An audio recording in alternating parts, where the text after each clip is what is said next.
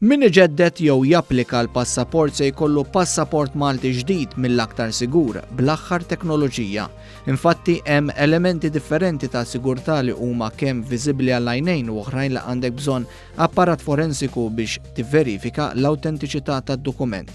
Il-passaport ġdid Malti daħal fiċ-ċirkolazzjoni u fost it-teknoloġija avvanzata użata hemm għatta saffi individwali imwaħla flimkien taħt pressa u sħana qawwija biex inħolqod din il-karta.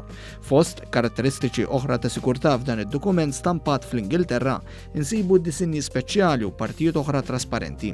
Il-Gvern spjega li l-informazzjoni personali ta' sit il-passaport se tkun imnaqxa permezz ta' laser bil-prodott finali jkun ta' kwalità mill-aqwa. Barra minn hekk hemm il-passaport ġdid li għandu saff ieħor ta' karatteristiċi ta' sigurtà li huma stampati b'inka sigura u li kienu ddisinjati primarjament għal raġuni ta' sigurtà aktar milli sempliċement estetika.